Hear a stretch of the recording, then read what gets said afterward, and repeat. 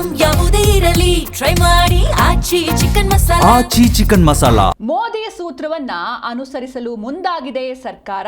ರಾಜ್ಯ ಬಜೆಟ್ನಲ್ಲಿ give it up ಸೂತ್ರ ಜಾರಿಯಾಗುತ್ತಾ? ಗ್ಯಾರಂಟಿ ಯೋಜನೆಗಳ ಗಿವ್ ಇಟ್ ಅಪ್ ಜಾರಿ ಸಂಭವ ಆಗಲಿದೆ. ಮೋದಿ ಸೂತ್ರವನ್ನ ಫಾಲೋ ಮಾಡೋದಕ್ಕೆ ಹೊರಟಿದೆ ಸರ್ಕಾರ. ರಾಜ್ಯ ಬಜೆಟ್ನಲ್ಲಿ ಗಿವ್ ಇಟ್ ಅಪ್ ಸೂತ್ರ ಜಾರಿಯಾಗುತ್ತಾ ಅನ್ನೋದು ಸದ್ಯದ ಪ್ರಶ್ನೆ. ಗ್ಯಾರಂಟಿ ಯೋಜನೆಗಳ ಗಿವ್ ಇಟ್ ಅಪ್ ಜಾರಿ ಸಂಭವವಿದೆ.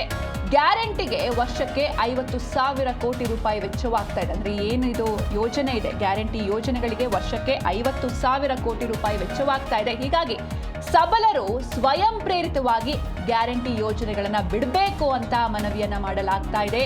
2015ರ Narendra Modi give it up ಮಾದರಿ ಇದು. ರಾಜ್ಯ ಬಜೆಟ್ನಲ್ಲೂ ಕೂಡ ಈ ರೀತಿ ಗಿವ್ ಇಟ್ ಅಪ್ ಸೂತ್ರ ಜಾರಿ ಆಗುತ್ತಾ ಅನ್ನೋದು ಸದ್ಯದ ಪ್ರಶ್ನೆ. ಗ್ಯಾರಂಟಿ ಯೋಜನೆಗಳನ್ನ ಗಿವ್ ಇಟ್ ಅಪ್ ಜಾರಿ ಸಂಭವ ಇದೆ.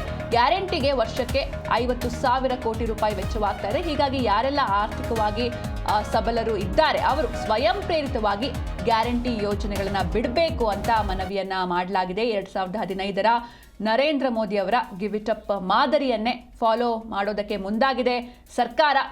ಆದರೆ ಇನ್ನೊಂದು ಕಡೆ ಸರ್ಕಾರದ ಈ ಒಂದು ಯೋಜನೆಗೆ ಜನರ ಬೆಂಬಲ ಸಿಗುತ್ತಾ ಅನ್ನೋದು ಸದ್ಯದ ಪ್ರಶ್ನೆ. ಆರ್ಥಿಕವಾಗಿ ಸಬಲರು ಸ್ವಯಂ ಪ್ರೇರಿತವಾಗಿ ಈ ಒಂದು ಸೌಲಭ್ಯಗಳನ್ನು ಬಿಡ್ತಾರಾ? ಎಲ್ಲವನ್ನೂ ಕೂಡ ಕಾದು ನೋಡಬೇಕಿದೆ. LPG ಸಬ್ಸಿಡಿ ತ್ಯಾಗಕ್ಕೆ ಕರೆ ಕೊಟ್ಟಿದ್ರು ಈ ಹಿಂದೆ ಪ್ರಧಾನಿ ಮೋದಿಯವರು. 2015ರಲ್ಲಿ LPG subsidy give it up ಅಭಿಯಾನವನ್ನ ನಡೆಸಿದ್ರು. ರಾಜ್ಯ ಸರ್ಕಾರದ ಗಿವ್ ಇಟ್ ಅಪ್ಗೆ ನೆಕ್ಸ್ಟ್ ಬಿಜೆಪಿ ನಡೆ ಏನಿರುತ್ತೆ ನೋಡಬೇಕು. ರಾಜ್ಯ ಸರ್ಕಾರದ ಚಿಂತನೆ ಜಾರಿ ಆದರೆ, ಈ ಒಂದು ಗಿವ್ ಇಟ್ ಅಪ್ ಜಾರಿ ಆದರೆ ಖಜಾನೆ ಭದ್ರವಾಗುತ್ತೆ. ಅಂದರೆ ಸಾಕಷ್ಟು ಖರ್ಚಾಗ್ತಾ ಇದೆ ಗ್ಯಾರಂಟಿ ಯೋಜನೆಗಳಿಗೆ. ವರ್ಷಕ್ಕೆ 50,000 ಕೋಟಿ ರೂಪಾಯಿ ವೆಚ್ಚವಾಗ್ತಾ ಇದೆ. ಹೀಗಾಗಿ ಯಾರೆಲ್ಲ ಆರ್ಥಿಕವಾಗಿ ಸಬಲರಾಗಿದ್ದಾರೆ ಅವರು ಸ್ವಯಂ ಪ್ರೇರಿತವಾಗಿ ಈ ಒಂದು ಗ್ಯಾರಂಟಿ ಯೋಜನೆಗಳನ್ನು ಕೈ ಬಿಡಬೇಕು, ಯೂಸ್ ಮಾಡ್ಕೊಳ್ಬಾರ್ದು ಎನ್ನುವಂಥ ನಿಟ್ಟಿನಲ್ಲಿ ಈ ಒಂದು ಗಿವ್ ಇಟ್ ಅಪ್ ಒಂದು ಯೋಜನೆ ಏನಿದೆ ಇದನ್ನು ಜಾರಿ ಮಾಡೋದಕ್ಕೆ ಸರ್ಕಾರ ಚಿಂತನೆಯನ್ನು ನಡೆಸಿದೆ. ಆದರೆ ಇನ್ನೊಂದು ಕಡೆ ಈ ಒಂದು ಯೋಜನೆಗೆ ಜನರ ಬೆಂಬಲ ಸಿಗುತ್ತಾ ಅನ್ನೋದು ದೊಡ್ಡ ಪ್ರಶ್ನೆ. ಆರ್ಥಿಕವಾಗಿ ಯಾರೆಲ್ಲ ಸಬಲರಾಗಿದ್ದಾರೆ ಅವರು ಸ್ವಯಂ ಪ್ರೇರಿತವಾಗಿ ಒಂದು ಸೌಲಭ್ಯವನ್ನು ಬಿಡ್ತಾರಾ ಅನ್ನೋದು ಸದ್ಯದ ಪ್ರಶ್ನೆ. ಈ ಹಿಂದೆ 2015ರಲ್ಲಿ LPG subsidy give it up ಅಭಿಯಾನ ನಡೆದಿತ್ತು. LPG ಸಬ್ಸಿಡಿ ತ್ಯಾಗಕ್ಕೆ ಕರೆಯನ್ನ ಕೊಟ್ಟಿದ್ರು ಪ್ರಧಾನಿ ಮೋದಿ ಅವರು.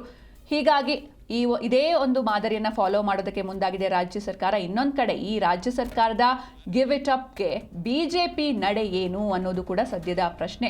ರಾಜ್ಯ ಸರ್ಕಾರದ ಚಿಂತನೆ ಏನಾದರೂ ಜಾರಿ ಆದರೆ ಅವರ ಖಜಾನೆ ಭದ್ರವಾಗುತ್ತೆ. ಸರ್ಕಾರದ 5 ಗ್ಯಾರಂಟಿ ಯೋಜನೆಗಳಿಗೆ ಸರ್ಕಾರ ಇದುವರೆಗೂ ಕೂಡ 1,18,000 ಕೋಟಿ ರೂಪಾಯಿಗಿಂತ ಹೆಚ್ಚು ಹಣವನ್ನು ಖರ್ಚು ಮಾಡಿದೆ. ವರ್ಷಕ್ಕೆ ಸರಾಸರಿ 50,000 ಕೋಟಿ ರೂಪಾಯಿ ಹಣ ಗ್ಯಾರಂಟಿಗಳಿಗೆ ಹೋಗ್ತಾ ಇದೆ ಅನ್ನೋದು ಸರ್ಕಾರದ ಲೆಕ್ಕ. ಪರ್ಯಾಯ ಆದಾಯ ಮೂಲಗಳನ್ನು ಹುಡುಕಿದ್ರೂ ಗ್ಯಾರಂಟಿಗಳ ಆರ್ಥಿಕ ಒತ್ತಡ ಮಾತ್ರ ಕಡಿಮೆ ಆಗಿಲ್ಲ. ಆದರೂ ಸರ್ಕಾರ ತನ್ನ ಫ್ಲಾಗ್ಶಿಪ್ ಯೋಜನೆಗಳಾದ ಗ್ಯಾರಂಟಿಗಳಿಂದ ಹಿಂದೆ ಸರಿಯೋದಕ್ಕೆ ಸಿದ್ಧ ಇಲ್ಲ.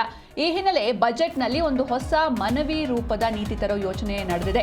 ಆರ್ಥಿಕವಾಗಿ ಯಾರೆಲ್ಲ ಸಬಲರಾಗಿದ್ದಾರೆ ಅವರು ಸ್ವಯಂ ಪ್ರೇರಿತವಾಗಿ ಗ್ಯಾರಂಟಿ ಸೌಲಭ್ಯಗಳನ್ನು ಬಿಟ್ಟು ಕೊಡಬೇಕು. ಆ ಹಣವನ್ನು ರಾಜ್ಯದ ಅಭಿವೃದ್ಧಿಗೆ ಬಳಸೋಣ ಅನ್ನೋದೇ ಈ ಯೋಜನೆಯ ಮೂಲ.